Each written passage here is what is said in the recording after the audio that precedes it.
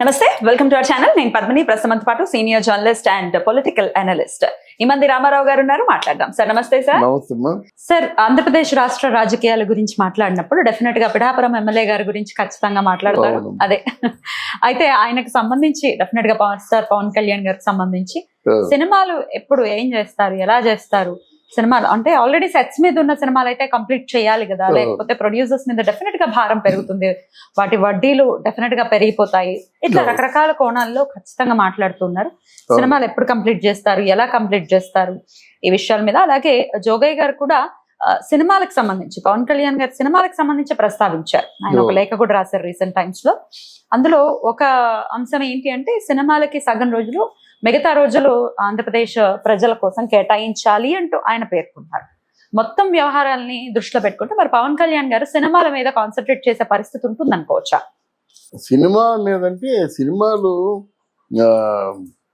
తప్పకుండా కాన్సన్ట్రేషన్ కాదు, ఆయన బాధ్యత. ఇప్పుడు హరిహర వీరమల్లు ఉంది, అది ఆల్మోస్ట్ ఆల్ పూర్తి అయిపోయింది. ఆ డైరెక్టర్ కృషి చేసే ఆ ఫలితాన్ని నచ్చగా ఆ ప్రొడ్యూసర్ ఏం రత్నం, ఆయన కొడుకు జ్యోతికృష్ణ అని కొడుకు ఎవరు ఉన్నారు డైరెక్టర్ అన్నమాట. ఆయన చేస్తున్నాడు ప్యాచ్ వర్క్ ఏదో ఉంది అంటే, మిగతా ఒక 5-10 days ఇస్తే ఆ సినిమా రిలీజ్ అయిపోతుంది. రెండో సినిమా ఏంటంటే ఉస్తాద్ భగత్ సింగ్. ఉస్తాద్ భగత్ సింగ్ అది కూడా ఆల్మోస్ట్ ఆల్ పూర్తి అయిపోయింది. దానికి ఒక 5 days వర్క్ ఉంటుంది అంతే, ప్యాచ్ వర్క్. మూడోది ఓజీ సినిమా ఉంది. ఆ ఓజీ సినిమాకి వీళ్ళు అనుకున్నట్టుగా 2 రోజులు 3 రోజులు చాలదు. ఈ 2 సినిమాలు ఈ సంవత్సరంలో రిలీజ్ అయిపోతాయి. కానీ ఓజీ సినిమాకి టెక్నికల్లీ అది పూర్తిగా దాన్ని ఫుల్ఫిల్ చేయాలి. గ్రాఫిక్ వర్క్, ఆ స్పెషల్ ఎఫెక్ట్స్ ఇవన్నీ ఫుల్ఫిల్ చేయాలి. అది వచ్చినట్టయితే మరి ఇంటర్నేషనల్ పాన్ ఇండియా స్టార్ అవుతాడు జనాలు పట్టినట్టయితే. లేకపోతే మాత్రం అది కొంచెం అది జోడు గుర్రాల మీద స్వారీ లేదా కత్తి మీద సాము లాంటిదమ్మా. ఒకవేళ ఈ సినిమాని కానీ వాళ్ళు కనెక్ట్ అయ్యారంటే మాకు చాలా మంచి సినిమా అవుతుందన్నమాట.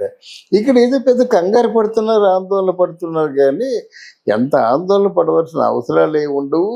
వీరికి ఏంటంటే పూర్తిగా 24 గంటలు ఏదో ఐఏఎస్ పరీక్ష చదివినట్టు కాదు. దీనికి సంబంధించిన పిఏ ఉంటారు కదా, సంబంధించిన అధికారులు ఉంటారు, వాళ్ళు ఫీడ్బ్యాక్ ఇస్తారు.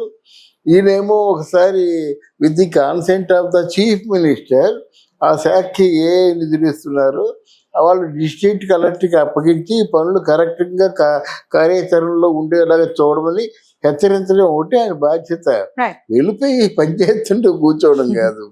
ఎందుకంటే వీళ్ళకి అసలు పూర్తిగా అవగాహన కలెక్టర్లు పనితీరు మీద ఉండాలి. కలెక్టర్లు కింద ఉన్నటువంటి ఆర్డీఓ, ఎంఆర్ఓ వీళ్ళందరి చేత పని చేయించేటువంటి నైపుణ్యం ఉండాలి. అప్పుడే ప్రజలకి వీళ్ళు అనుకున్న ఫలాలు అంతా. కానీ పెద్ద ఓహో అని పని మాయవలసిన అవసరం లేదు, సినిమాలు హాయిగా చేసుకోవచ్చు. లేకపోయినట్టు ఏమవుతుందంటే, సినిమాలు అంతకుముందు ఒక 30 లక్షలు 40 లక్షలు కాదంటే ఒక 1 కోటి రూపాయలు, అంటే దాని ఇంట్రెస్ట్ చాలా తక్కువ ఉంటుంది అన్నమాట. ఇప్పుడు అలా కాదు కదా, ఏదైనా మంచి సూపర్ స్టార్ కోట్లలోనే వ్యవహారాలు 300 కోట్లు 400 కోట్లు అంటే దాని వడ్డీ ఎంత ఉంది. అందువల్ల చాలా జాగ్రత్తగా ఆలోచించవలసిన అవసరం ఉందన్నమాట. ముందు హరిహర వీరమల్లు మాత్రం వచ్చేస్తుంది అంత. ఆయన కంగారు పడవలసిన అవసరం లేదు, వీళ్ళు కంగారు పడవలసిన అవసరం లేదు. ప్రొడ్యూసర్లు ఏం రత్నం వీళ్ళందరూ కూడా ధైర్యంగానే ఉన్నారు. సార్, ఇంకొక ప్రశ్న సార్, సీఎం గా ఉన్నటువంటి ఇదివరకు రోజుల్లో మనం ఒకసారి మాట్లాడుకుంటే ఎన్టీఆర్ గారు ఎట్లా సమన్వయపరుచుకునేవారు సార్? సినిమాలు చేసేవారా, లేకపోతే సినిమాలు చేయకుండానే రాజకీయాలు చేసేవారు? లేదమ్మా, సినిమాలు చేసేవారు. ఎలాగ మరి సమన్వయపరిచారు? బ్రహ్మర్షి విశ్వామిత్ర ఉంది కదా, అది ముఖ్యమంత్రిగా ఉంటూ చేశాడు. ఎలా ఇప్పుడు ముఖ్యమంత్రి అంటే ఇంకా బాధ్యతలు ఎక్కువ ఉంటాయి కదా?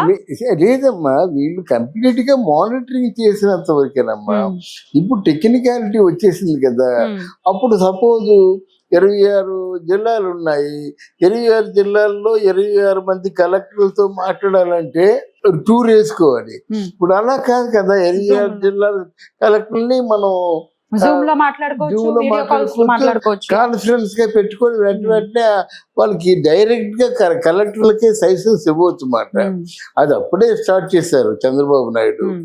ఇప్పుడు ఏంటంటే వీళ్ళు పని చేయొచ్చు, చేయడం కంటే పని చేయించడం ముఖ్యం. పని చేయడం కంటే ఇప్పుడు ఫర్ ఎగ్జాంపుల్ మన ఆంధ్రదేశంలో గతకల రోడ్లు ఉన్నాయి. ఆ రోడ్లు బాగు చేయడం కోసం నేను చంద్రబాబు నాయుడుని గడ్కరీకి చెప్పాడు, ఓకే శాంక్షన్ అన్నారు. అక్కడ ఓకే చేయించుకోవడం ముఖ్యం. మీకు నిధులంటూ వచ్చినట్టయితే మళ్ళీ కలెక్టర్లకే పంపించాలి. ఇక్కడ మాత్రం గతకలు కనిపించడానికి అవకాశం లేదు, అలా చేయొద్దు, ఊళ్ళు దగ్గర ఉంచుకొని పనిచేయడం సివియర్ గా వార్నింగ్ ఇస్తే అయిపోద్ది. ఇక్కడ నిలబడవలసిన అవసరం లేదు కదా. అందువల్ల ఎవరైనా పని చేసే ఆలోచన కావాలి. తర్వాత పని చేయించే నైపుణ్యం ఎలాగంటే టూర్లు వేసి కాదు, మన దగ్గరుండి చేయమంటే చేయరు కదా. అది శిక్షలు కూడా చాలా స్ట్రిక్ట్ గా ఉండాలి. ఎవరైనా చేయకున్నట్టు వాళ్ళు సస్పెండ్ చేయాలి. అంతేగాని పవన్ కళ్యాణ్ టైం సరిపోతుందా లేదంటే నన్ను అడిగితే బ్రహ్మాండంగా సినిమాలు చేసుకోవచ్చు ఆయన. ఎందుకంటే కొత్తగా మంత్రి అయ్యాడు కాబట్టి అది కొంచెం కంగారు ఉండదు. కానీ ఏముంది, మామూలుగా మాట్లాడతారు. ఈ కలెక్టర్లు, సంబంధించిన కలెక్టర్లు ఆయా జిల్లాల్లో సమస్యలు చెప్తారు. దానికి ఎంతెంత ఫండ్ కావాలి, ఎలా ఫండ్ కావాలని వాళ్ళే తేటతెల్లంగా చెప్తారు. అప్రాక్సిమేట్గా ఇన్ని కోట్లు ఉంటే సరిపోతుంది అంటారు. అది చీఫ్ మినిస్టర్ ముందు పెడతాడు. చీఫ్ మినిస్టర్ మళ్ళీ ఆర్థిక శాఖలో ఉన్నటువంటి సిఎస్ని పిలుస్తాడు. ఇంత వీళ్ళకి అలకేట్ చేయడానికి సాధ్యపడుతుందని అడుగుతాడు. అప్పుడు సిఎస్ ఏమో ఫీడ్బ్యాక్ ఇస్తాడు, ఇంత మనం ఇవ్వలేవండి, ఇంతవరకు మనం ఇవ్వచ్చు, మిగతా శాఖల వాళ్ళు కూడా చాలా డిమాండ్లు ఉన్నారు అని చెప్పి అయిపోతుంది మాట. కింద మీ బుర్రతో ఆలోచించవలసిన అవసరం ఏం లేదు. పిల్లలు హ్యాపీగా ఉన్నారు లేదా, ప్రజలు హ్యాపీగా ఉన్నారు లేదా, ఫలాలు అందుతున్నాయా లేదా. Right. On that note sir, producers మీద భారం పడుతోందా, డిస్ట్రిబ్యూటర్స్ మీద పడుతోందా, సినిమాలు చేయాలా వద్దా అనే విషయాలు పక్కన పెడితే ప్రజలు యాక్సెప్ట్ చేస్తారు? ఒక డెప్యూటీ సీఎం గా ఉన్న ఒక పర్సన్ సినిమాలు చేసుకుంటాము అని అంటే ప్రజలు యాక్సెప్ట్ చేస్తారా? ప్రజలు యాక్సెప్ట్ చేసే నాయకుడిని చేశారమ్మా. ఇప్పుడు నాయకుడు అయిన తర్వాత సినిమాలు ఒకవేళ కాన్సన్ట్రేషన్ సినిమాల మీదే ఉంటాయి కనుక ప్రజల నుంచి ఎట్లాంటి రిజల్ట్ లేదు. ప్రజలు హ్యాపీగానే ఫీల్ అవుతారు. అంటే సినిమా చేస్తున్నట్టే మన మధ్య ఉన్నట్టుగా ఫీల్ అవుతారు ప్రజలు. నేను కూడా చెప్తా ఆయనకి, నా సలహా ఏంటంటే నాయకుడు అయిన తర్వాత మళ్ళీ ఆ గ్లామర్ డ్రాప్ అవ్వకుండా ఏదో ఒకటి చేస్తుండాల. సంవత్సరానికి ఒక సినిమా చేస్తున్నట్టు వాళ్ళు ఇప్పుడు పవన్ కళ్యాణ్ సినిమాలు చూడండి ఎలా ఉంటాయో. అంటే సినిమా ఫెయిల్ అయిపోతే 100 రోజులు ఆడుతుంది. ఒకప్పుడు తమిళనాడులో సూపర్ స్టార్ రజనీకాంత్ సినిమా అన్నమాట, జనం ఉన్నారు కదా, ఓహో అని వచ్చేస్తారు మాట సినిమాకి. అంటే సినిమాలు చేయడం మంచిది, ఆయన కెరీర్ మంచిది, నాయకుడిగా ఇంకా ఎదుగుతాడు డెఫినెట్లీ. బట్ ఇప్పుడున్నటువంటి పరిస్థితి రీత్యా ఆయన సెలెక్ట్ చేసుకునేటటువంటి ఫిల్మ్స్ లో కూడా జాగ్రత్త తీసుకోవాల్సిన అవసరం ఉంటుంది కదా. ఎట్లాంటి లవ్ స్టోరీలు లేకుండా కొంచెం బాధ్యతాయుతమైనటువంటి సినిమాల్లో డెఫినెట్ గా చేస్తే అదంతా ఒకంత హెల్ప్ అవుతుందని అనుకోవచ్చా, లేకపోతే రెగ్యులర్ ఫార్మాట్ లో సినిమాలు చేసినా పర్వాలేదు? లేదు, రెగ్యులర్ ఫార్మాట్ లో సినిమాలు చేయకూడదు. తమిళనాడులో ఎంజీఆర్ సినిమాలు ఉన్నాయి చూసారా, మెసేజ్ ఓరియంటెడ్ సినిమాలు కావాలి. అంటే ప్రజల్ని అవేకం చేసేటువంటి చైతన్యపరిచి సినిమాలు కావాలన్నమాట. ఇప్పుడు రొమాన్స్ డ్యూయెట్లు అంటే మాత్రం కుదరదు కదా, కుదరదు, ఎబ్బెట్టుగా ఉంటుంది. అయితే ఇక్కడ ఏంటంటే ఒక విషయాన్ని కూడా చెప్పాలి. పవన్ కళ్యాణ్ లో ఉన్న గొప్పతనం ఏంటంటే తన వల్ల ఎవరైనా నష్టపోతే మాత్రం ఆ నష్టాన్ని వెంటనే భర్తీ చేస్తారు. అందువల్ల వీళ్ళందరూ అంత ధైర్యంగా ఉన్నారు అన్నమాట.